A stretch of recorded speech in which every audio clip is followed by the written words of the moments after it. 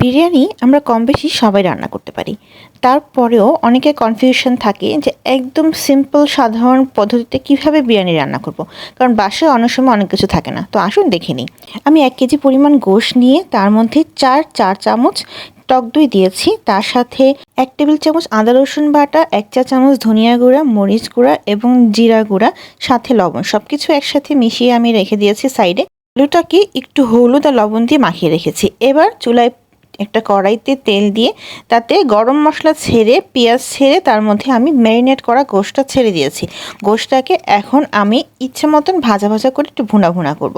এর মধ্যে আমি অন্য একটা ফ্রাই প্যানে আলু দিয়ে এভাবে উল্টে পাল্টে ঢেকে ঢেকে ভাপে ভেজে নিয়েছি। গোশটা আমার কষানো হয়ে গেছে। এর মাঝে আমি রাইসের জন্য বা পোলাওয়ের জন্য গরম মশলা তৈরি করছি। এখানে 1 কেজি পোলাও চালের জন্য আমি গরম মশলা নিচ্ছি, অল্প একটু শাহি জিরা এবং কাবাব চিনিও নিব। এই দুটো আপনার অপশনাল। কাঁচামরিচ সাইডে রেডি করে রাখবেন।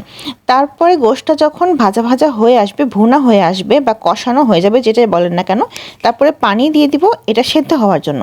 অন্য একটি চুলাতে আপনারা পোলার চালটা সব ধরনের গরম মশলা দিয়ে ভেজে নেবেন। ভেজে তারপরে সেখানে পানি দিয়ে সিদ্ধ করে নেবেন। তো আমরা নর্মাল পোলাও যেভাবে রান্না করি সেভাবেই রান্না করে নেব পোলাওটা। এর মধ্যে পাশাপাশি গোশটাও আমাদের হয়ে যাবে আরেকটা চুলা। এর মধ্যে কাঁচামরিচ দিয়ে দিব। কাঁচামরিচ আমি পোলার চালেও ছেড়ে দিয়েছি 5-6টার মতন। ঝালটা আপনাদের ইচ্ছে মতন দিবেন।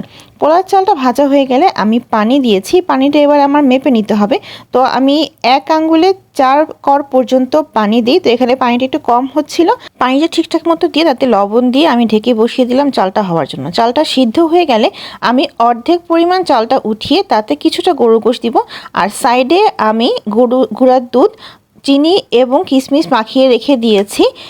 পোলার চালটার উপরে কিছুটা গোশ দেওয়া হলে তার উপরে আমি ভাজা আলুগুলো দিয়ে দেবো একটু একটু করে। সম্পূর্ণটা দিয়ে ছড়িয়ে দিয়ে তার উপরে যে কিশমিশের যে মিশ্রণটা বা গুঁড়া দুধের মিশ্রণটা রেখেছিলাম সেটা ছড়িয়ে দিব অর্ধেকটা। আর বাকি অর্ধেকটা আমি রেখে দেব। তার উপর দিয়ে আবার বাকি গোশটুকু দিয়ে আমি পোলার চালটুকু সম্পূর্ণ ছড়িয়ে দিব। এবং পোলার চালটুকু ছড়িয়ে সেট করা হয়ে গেলে তার উপরে যে গুঁড়া দুধের মিশ্রণটা সেটা দিয়ে দিব। সেটা দেওয়া হলে ভিতরে আপনি কিছু কাঁচামরিচ হাত দিয়ে ভেঙে দিবেন। এটা মাঝখান বরাবর ফালি করার দরকার নেই। এখন আমি হাঁড়িটাকে ডাবল বয়লারে বসাবো। এখন ডাবল বয়লার কি জিজ্ঞেস করতে পারেন। ছোট্ট একটা হাঁড়ির মধ্যে পানি দিয়ে আমি উপরে যে হাঁড়িটা পোলাও হাঁড়িটা সেটা বসিয়ে দিব। এভাবে আপনি অনেকক্ষণ রাখতে পারবেন, খাবার বাড়ার আগ পর্যন্ত।